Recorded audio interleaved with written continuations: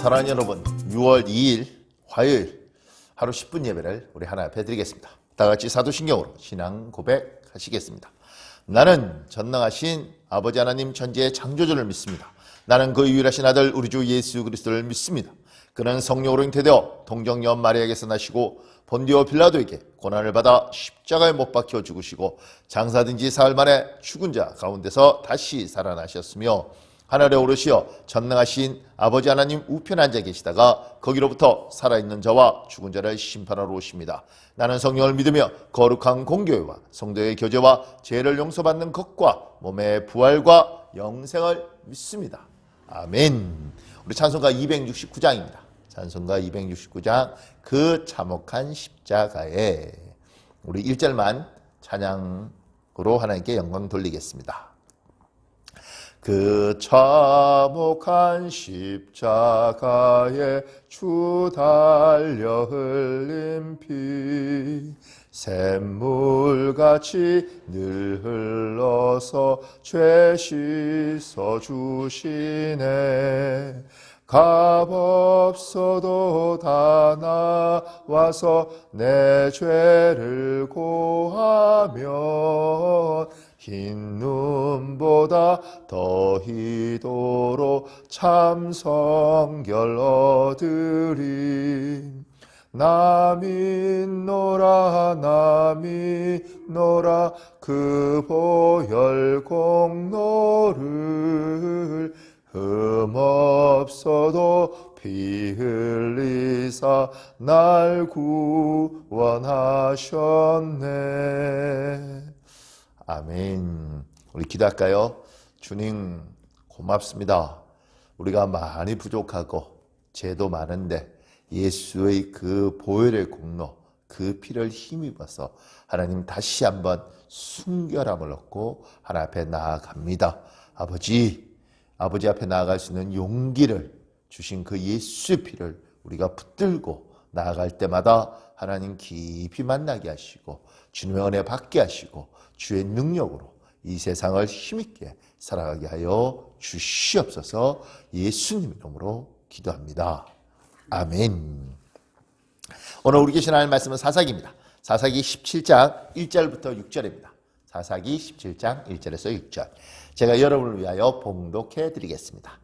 에브라임 산지에 미가라 이름하는 사람이 있더니 그의 어머니에게 이르되 어머니께서 은 1,100을 잃어버리셨으므로 저주하시고 내 귀에도 말씀하셨더니 보소서 그 은이 내게 있나이다. 내가 그것을 가졌나이다 하니 그의 어머니가 이르되 내 아들이 여호와께 복받기를 원하노라 하니라. 미가가 은 1,100을 그의 어머니에게 도로 주매 그의 어머니가 이르되 내가 내 아들을 위하여 한 신상을 새기며 한 신상을 부어 만들기 위해 내 손에서 이 은을 여호와께 거룩히 드리노라. 그러므로 내가 이제 이 은을 내게 도로 주리라. 미가가 그 은을 그의 어머니에게 도로 주었으므로 어머니가 그 은 200을 가져다 은장새기에 주어 한 신상을 새기고 한 신상을 부어 만들었더니 그 신상이 미가의 집에 있더라. 그 사람 미가에게 신당이 있으므로 그가 에봇과 드라빔을 만들고 한 아들을 세워 그의 제사장으로 삼았더라. 그때는 이스라엘 왕이 없었으므로 사람마다 자기 소견에 오른 대로 행하였더라. 아멘. 사랑하는 여러분, 미가라는 사람이 등장합니다. 근데 그의 어머니가 은 1,100을 잃어버렸습니다. 우리가 잘 읽다 보면 그냥 잃어버린 게 아니라 도둑을 맞았습니다. 그래서 2절에 그 어머니가 저주를 하죠. 자기 돈을 훔쳐간 도둑놈을 저주를 합니다. 그런데 그 저주하는 걸 아들 미가가 들었습니다. 그리고 그 아들 마음에 양심에 찔렸는지 어머니 가서 고백합니다. 어머니, 그 돈 제가 훔쳤습니다. 그러니 그 어머니가 아들이 도둑인 줄 모르고 어떤 도둑놈이 내 돈 1,100을 훔쳐갔는가 그때는 저주를 하더니만 이 아들이 자기가 도둑인 걸 이실직고하니 2절 하반절에 내 아들이 여호와께 복을 받기를 원하노라. 그리고 급변하는 모습이 있습니다. 그리고 3절에 아들이 그 은 1,100을 어머니께 돌려주었을 때 어머니가 자기 아들을 위하여 돌려받은 그 은으로 뭘 만든다고 이야기하냐면 신상을 만든다는 거예요. 하나님께서 우상을 만들지 말라 그랬지 않습니까? 나무로 새긴 것으로 또 돌이나 어떤 것으로도 만들지 말라는데 아들을 위하여 신상을 만듭니다. 그리고 더 놀라운 건 그 신상을 여호와께 거룩히 드린다 이렇게 이야기를 합니다. 그래서 4절에 어머니가 그 은 200을 돌려받은 은 1100 중에 200을 은장색에게 주어서 신상을 부어 만듭니다. 그리고 그것을 미가의 집에 둡니다. 5절에 보면 그 미가의 집에 신당이 있었다는 거예요. 그 집에 신을 모시는 당이 있는 거죠. 거기에 이 신상을 두고 그걸로 끝나는 것이 아니라 아들 중에 하나를 뽑아서 제사장으로 삼았습니다. 이스라엘은 제사장을 하는 방법이 있지 않습니까? 레위 자손들 중에 특히 아론의 자손, 그 아론의 자손이 30세가 되면 하나님 앞에 가서 제사장으로 사는 것이죠. 하나님께 모든 걸 드리는 겁니다. 그러니까 레위인이라고 다 되는 것이 아니라 아론의 자손만 되는 것인데 여기는 그걸 다 무시하고 자기 아들 중에 제사장으로 삼습니다. 그리고 제사장들이 하나님 앞에 에봇이라는 것을 입었는데 이 에봇을 제사장이 입고 그 위에 다른 것을 걸치고 그리고 이 에봇 안에 우림과 둠이라는 것을 두어서 필요할 때마다 하나님 뜻을 묻고 뽑아서 하나님 뜻이 무엇인가 우림과 두림을 뒀는데 이 사람들은 제사장이 있는 에봇을 만들고 그리고 드라빔이라고 말하는 이건 우상인데 이방 신을 믿는 사람들이 우리 마스코트처럼 작은 신상을 만들어서 섬겼어요. 그 드라빔을 만듭니다. 굉장히 이야기가 하나님 것도 있고 세상 것도 있고 하나님 뜻대로 하는 중심이 있는 것 같기도 하지만 행동을 보면 완전히 세상적이고 이런 모습들이 지금 보입니다. 그리고 이걸 뭐라고 이야기하느냐면 6절에 그때는 이스라엘 왕이 없었으므로 사람마다 자기 소견에 옳은 대로 행하였더라 이렇게 결론을 짓습니다. 이스라엘은 한 번도 왕이 없었던 적이 없었습니다. 이스라엘은 늘 왕이 있었습니다. 눈에 보이지 않았을 뿐입니다. 여호와께서 왕이셨고요. 여호와께서 왕이셨고 그 왕인 여호와께서 율법을 주셨습니다. 얘들아 나는 이렇게 생겼으면 좋겠다. 나에겐 너희가 이렇게 했으면 좋겠다. 그런데 이스라엘 사람들은 눈에 왕이 보이지 않으니 왕이 없다고 이야기하고 왕이 없으니 하나님의 율법대로 사는 것이라 각자의 소견에 오른 대로 살았습니다. 그래서 지금 제사장을 만들 때 제사장은 아무나 되는 것이 아니라 아론의 자손 중에서 제사장이 되어야 되고 이 제사장은 에봇을 입을 뿐만 아니라 우림과 두밈으로 하나님 뜻을 물어야 되는데 이 사람들은 자기 원하는 방식으로 에봇을 만들고 드라빔을 가진 거죠. 그리고 하나님 우상을 만들지 말라 그랬는데 우상을 만들고 신당은 하나님의 성전이 있는데 이때는 성막이 있었습니다. 그런데 그거 말고 자기 집에 신당을 두었습니다. 그런데 이 모습을 제가 아침에 묵상하면서 참 마음이 아프더라고요. 왜냐하면 이 사람들 하나님 이야기, 하나님 성함 여호와 이름 부르면서 자기 하고 싶은 대로 살지 않습니까? 하나님을 섬기지만 하나님 뜻하고 전혀 상관없이 자기가 원하는 대로 살지 않습니까? 우리는 우리의 방법대로 하나님을 섬기는 것이 아니라 하나님의 의도대로 하나님을 섬기는 것입니다. 사랑하는 사람과의 관계가 어떻게 되는 겁니까? 내가 내 아내를 내가 원하는 대로 사랑해주고 내 남편을 내가 원하는 대로 사랑해주는 게 아니지 않습니까? 내 남편이 좋아하는 방법이 있고 내 아내가 좋아하는 방법이 있으면 거기에 맞춰서 우리가 해주는 것이 사랑이지 내가 원하는 대로 내 아내가 원치 않음에도 불구하고 내 남편이 원치 않음에도 불구하고 내 사랑을 억지로 우겨서 집어넣으면 그건 사랑이 아니고 정서적 학대라고 이야기를 합니다. 얼마나 많은 사람이 사랑이라는 이름 하에 학대를 하고 억압을 하는지 모릅니다. 부모 자식 간의 관계에서도 자식을 사랑이라는 이름 하에 얼마나 억압하고 누르는 사람들이 많은지를 모릅니다.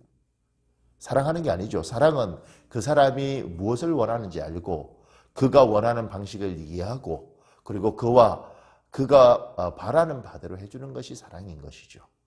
이건 무조건 모든 걸 다 들어주라는 이야기를 하는 것이 아닙니다. 그가 바른 길을 제시하고 그 바른 길을 이해하고 거기에 맞춰서 가는 거죠.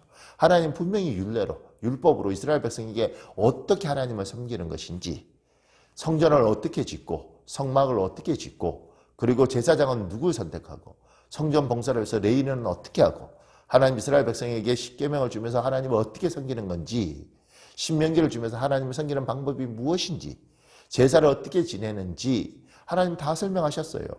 그 방법대로 살면 하나님을 사랑하는 것입니다. 하나님을 사랑한다고 이야기해놓고 그 방법하고 전혀 상관없이 내 원하는 대로 각자 소견에 옳은 대로 하는 것은 하나님을 섬기는 것이 아닙니다.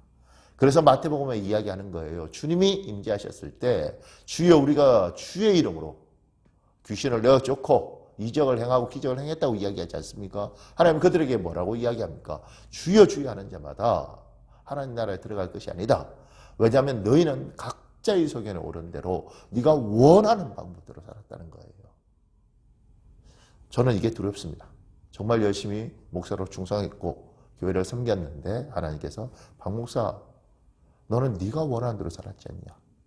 네가 날 섬긴다고 이야기하는데 내가 이미 어떻게 해야 될지 길을 가르쳐줬는데 너는 그렇게 살았느냐. 아니지 않냐.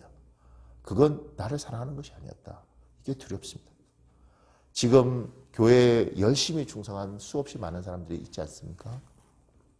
하나님 사랑해서 힘들게 일하고 수요일 날 예배 오고 저녁 예배 오고 철야 예배 오고 저녁에 기도하고 또 나름대로 하나님 앞에 힘들지만 11조하고 성경 헌금하고 건축 헌금하고 자기 시간 내어서 기도하고 또 교회 주방에 봉사하고 그렇게 우리가 열심히 살아왔는데 차량 운전하고 교회 카페하고 그렇게 봉사하고 살았는데 주님께서 얘야 그건 나를 사랑하는 것이 아니었다.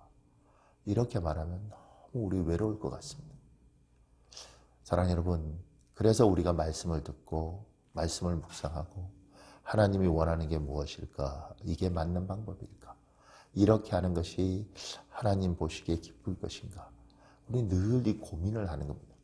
제가 고뇌하는 그리스도인이란 단어를 참 좋아하는데 고뇌하는 그리스도인이라고 말하는 것은 그 고뇌라는 것이 쓸데없고 엉뚱한 거 가지고 고민하는 게 아닙니다.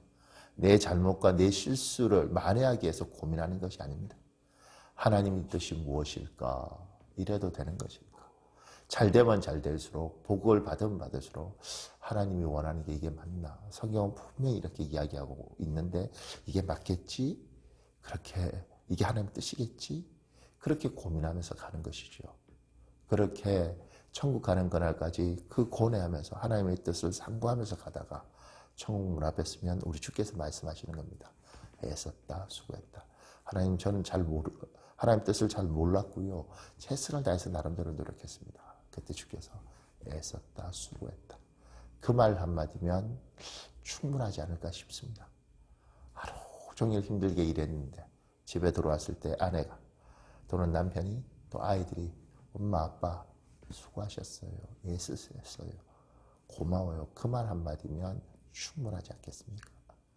사랑하는 여러분, 오늘 이 사사기 17장 1절에서 6절은 참 아픕니다. 하나님을 섬긴다고 이야기하지만 각자 속에 오른 대로 분명히 하나님이 레위기, 신명기, 민수기 이런 곳에서 자기를 어떻게 섬겨야 될지 끊임없이 말했는데도 그거 다 무시하고 자기 하고 싶은 대로 했고 그리고 충성했다고 이야기하고 그리고 하나님을 섬겼다고 이야기할 때 이 무지함과 그 열심이 가슴이 아픕니다. 우리 시간에 잠깐만 기도할까요? 우리 잠시만 기도하고 제가 기도하겠습니다. 아버지 아버지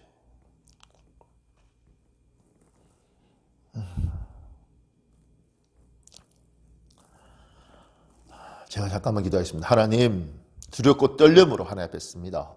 우리 하나님을 사랑합니다. 그리고 우리 나름대로 고뇌하며 최선을 다해서 하나님을 섬기고 있습니다. 아버지 우리 성도들 주께서 기억하여 주시고 이들의 열심, 이들의 수고, 이들의 애씀이 주님 앞에 기억되게 하여 주시옵소서. 혹여 하나님의 뜻이 분명함에도 불구하고 각자 자기의 소견대로 자기가 섬기고 싶은 대로 하나님을 섬겼다면 아버지 우리의 중심을 보시고 우리가 잘못된 길을 선택하고 있다면 돌이켜 하나님을 온전히 섬길 수 있도록 축복하고 인도하여 주시옵소서. 아버지 하나님 여호와께서 우리를 붙들어 주시고 예배하는 자들 머리 위에 주의 지혜와 주의 율례를 충만히 부어주시길 바라며 우리 주 예수님 이름으로 기도합니다. 아멘.